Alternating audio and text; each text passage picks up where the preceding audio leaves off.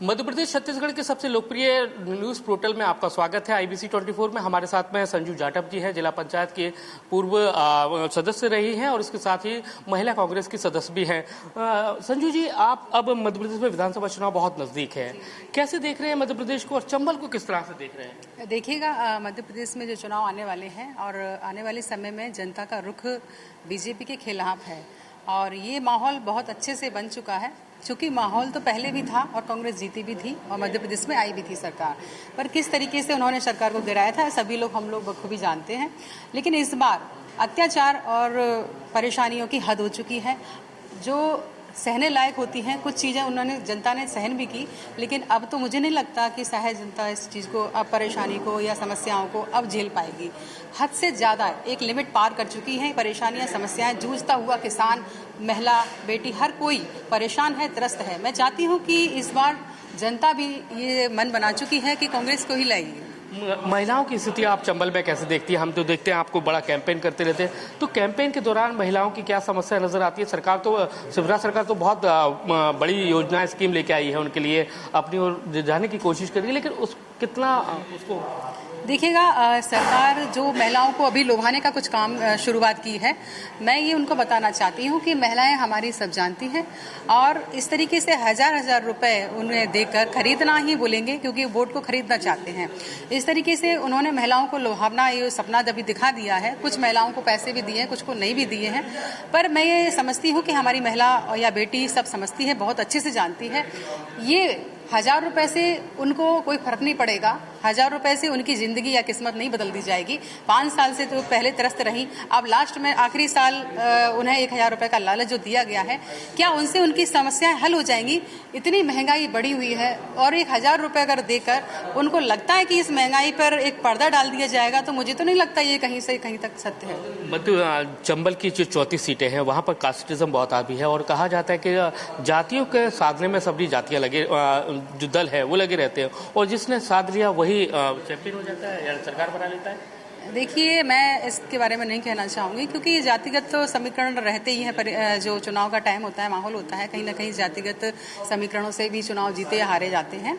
पर इस बार तो मुझे नहीं लगता कि जाति से कोई ज्यादा इफेक्ट पड़ेगा। इस बार तो जनता बीजेपी की समस्याओं से जूझ रही है, उससे बदला लेगी। वह जाति का इफेक्ट नहीं चलेगा, मुझे तो नहीं लगता। लेकिन एक बड़ा झटका तो लगा था ना शिवराज सरकार को 2018 में, जो आंदोलन हुआ था और उसके बाद यहीं से सरकार की अलविदा यहाँ हुआ था, क्योंकि बहुत नीचे स्थिति में आ गई थी बीजेपी और कांग्रेस को बहुत ज्यादा सीटें। अब हालांकि 50-50 की स्थिति है उपचुनाव के बाद, तो क्या लगता है कि अब क्या वैसी स्थिति रहने वाली है? देखिएगा, स्थिति तो अब बदल चुकी है। कई ऐसे मुद्दे हैं जिनको लेकर हम लोग आएंगे, कांग्रेस आएगी मैदान में और कहीं ना कहीं हम लोग जीतेंगे भी। और कांग्रेस सरकार को तो आना ही है क्योंकि उन्होंने इतने काम जो किए थे, कम समय में जो काम किए थे, उनको जनता बखूबी से जानती है और उन्होंने जो नहीं किया और सिर्फ सपने दिखाए, वो भी जनता बहुत अच्छे से जानती है। उसका बदला भी 2023 में लिया जाएगा।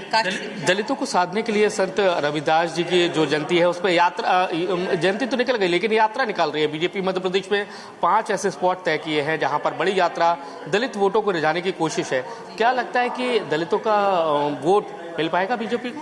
जी नहीं, ऐसा कुछ नहीं है। दलितों का वोट हमेशा से ही कांग्रेस को मिलता चला आया है और कांग्रेस के साथ ही रहता है क्योंकि दलित बहुत अच्छे से जानते हैं कि हमारी पार्टी कांग्रेस पार्टी है। बीजेपी में कभी दलितों का सम्मान नहीं होता है, सिर्फ दिखावा जरूर होता है और वही दिखावा अभी आने वाली यात्रा में भी दिखाया जाएगा और कहीं ना कहीं ये दिखावा को भी हम अच्छे से समझते हैं।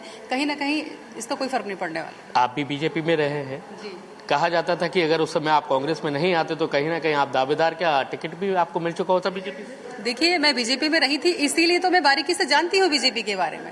अगर बीजेपी में रही नहीं होती तो मैं शायद नहीं जानती उनके बारे में, लेकिन मैंने अच्छे से देखा है। अभी आप जो बात कर रहे थे जातिगत समीकरण की, मैं आपको बताना चाहती हूँ कि वहाँ बीजेपी में दलित महिला हो या दलित कोई भी कांग्रेसी हो या दलित कार्यकर्ता हो, उसके साथ तो सबसे ज्यादा भेदभाव किया जाता है।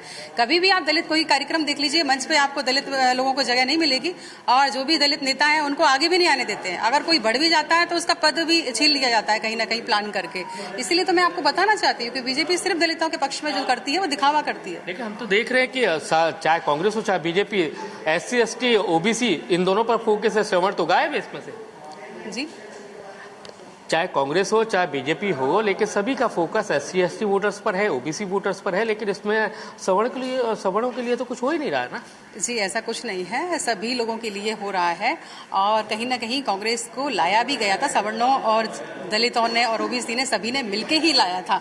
जब अपन सरकार देख रहे हैं, जीती जागती सरकार हमारी कांग्रेस की थी, तो कहीं ना कहीं सवर्णों ने भी तो हमारा पक्ष लिया था, तभी तो उन्होंने जिताया या हम लोगों ने सीट हासिल की हर तो अब आप भी चुनाव में जाने वाले हैं, आप भी हम देख रहे हैं एक विधानसभा में जा रहे हैं, कहाँ से आप टिकट चाहते हैं, कहाँ से दावेदारी कर रहे हैं, क्या लग रहा है कि कितना मजबूती है? जी, मैं मुरैना जिला की अंबा विधानसभा से तैयारी कर रही हूँ और टिकट की तो मैं बात नहीं कर सकती क्योंकि टिकट पार्टी का काम होता है, हमारा काम होता है जनता के बीच रहना, जनता के बीच संपर्क बनाना।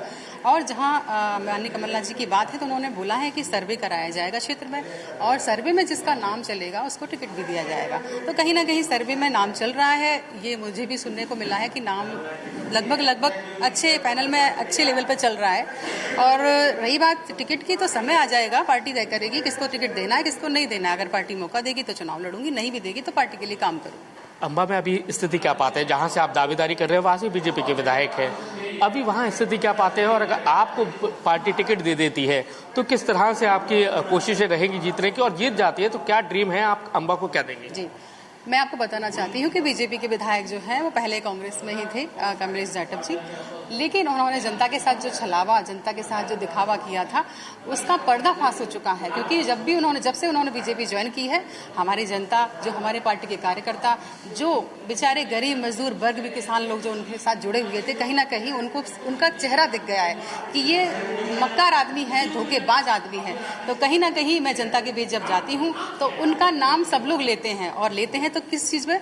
सबसे ज्यादा धोखेबाज, मक्कार, गद्दारों के नाम में अगर उनका नाम आता है तो कमलेश जाटव का नाम आता है। मैं आपको बताना चाहती हूँ, अगर मुझे मौका मिला, पार्टी ने अगर मुझे टिकट दिया तो मैं मैदान में उतरूंगी और कांग्रेस के साथ ही हमारी जनता है, क्योंकि वहाँ का जो माहौल है वो लगभग कांग्रेस के पक्ष में है। क्योंकि कांग्रेस ही उनकी ऐसी पार्टी है जो उनके लिए बनी हुई है, उनके भलाई के लिए बनी हुई है।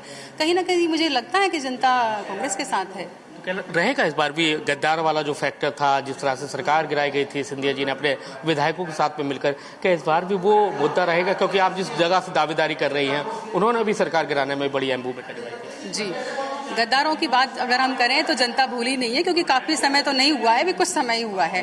तो जनता इस चीज को भी अच्छे से परखती है, जान चुकी है कि कांग्रेस हमारी भलाई के लिए बहुत सारे उन्होंने कदम भी उठाए थे। माननीय कमलनाथ जी ने जो योजनाएं बताई थी उसको लागू भी किया था, चालू भी किया था, लेकिन कम समय होने के बावजूद भी उन्होंने कुछ योजनाएं चालू करने के बाद, जैसे किसानों का कर्जा माफ किया था, गौशाला का निर्माण किया था और बेटियों के लिए जो कन्या राशि थी उसको बढ़ाया भी था।